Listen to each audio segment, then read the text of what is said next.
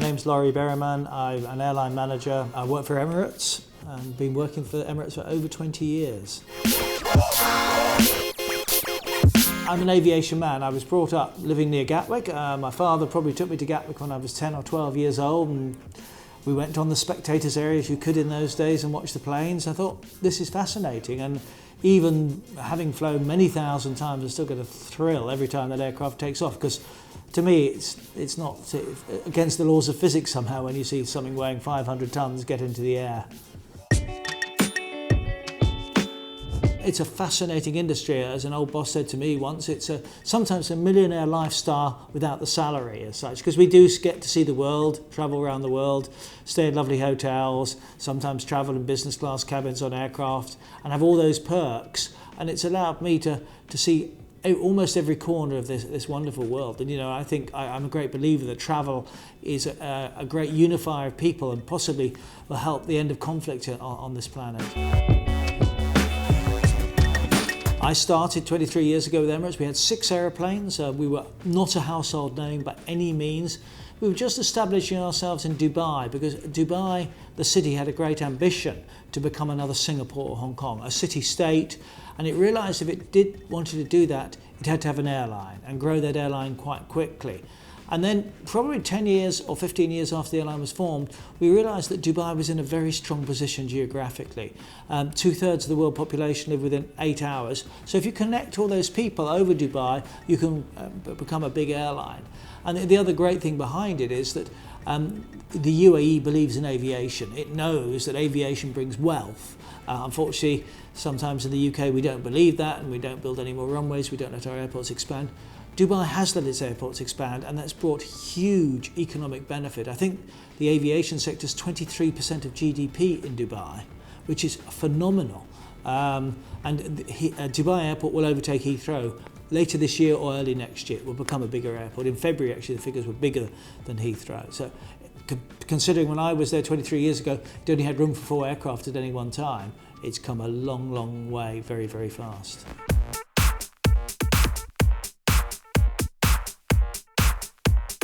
Very important. First impression is important, and the CV is key, because when we look, I don't do so much recruiting myself now, but when I did, and you have a pile of 20 or 25 CVs in front of you, because of time pressures, you can't give that CV more than a minute or 2 minutes. And that first impression of CV, try and not make any spelling mistakes, because I know it's old-fashioned, but we notice them. And you think, well, if you can't get the spelling right, how much does he really care about wanting this job? Probably 9 times out of 10, if it's a good CV, it's a good candidate.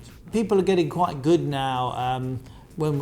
Sometimes we ask them to make a presentation when they get here, and they've got online, they've found our template, and they put all their slides onto our template. And you think, well, that's impressive, and that's quite a good little bit of advice, because quite often in interviews now you're asked to make a little presentation, get the company's template, and make sure that you've got the logo and the latest logo. Get an old logo, because that's almost worse than anything. But I think things like that can be little quirky things do help. As long you just got to be careful they don't go to be rather a bit facetious. There's a fine line.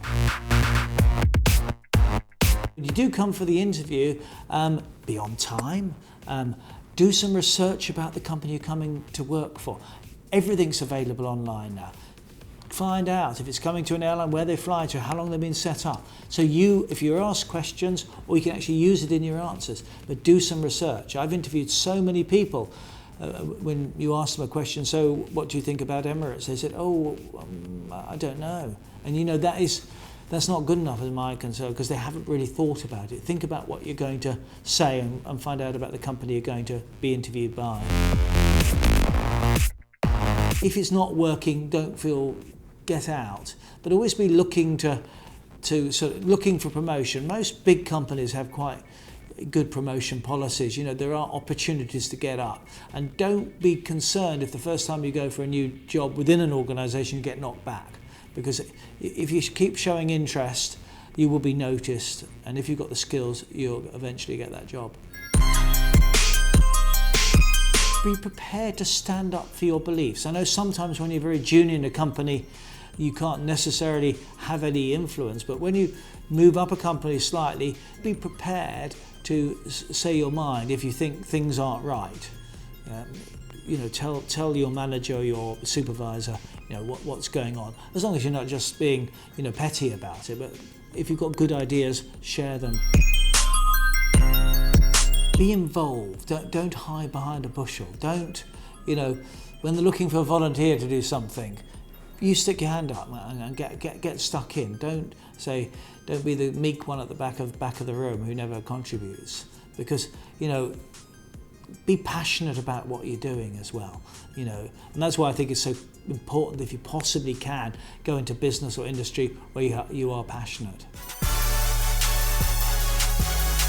Yes and no. But we're always looking for people who've got a bit of drive, a bit of get up and go. We've got people here on the sales, and they don't necessarily ever have to have sold airlines before. They could have sold something else. But if they're the right character and a natural salespeople with a bit of a buzz, that's what counts in a lot of ways.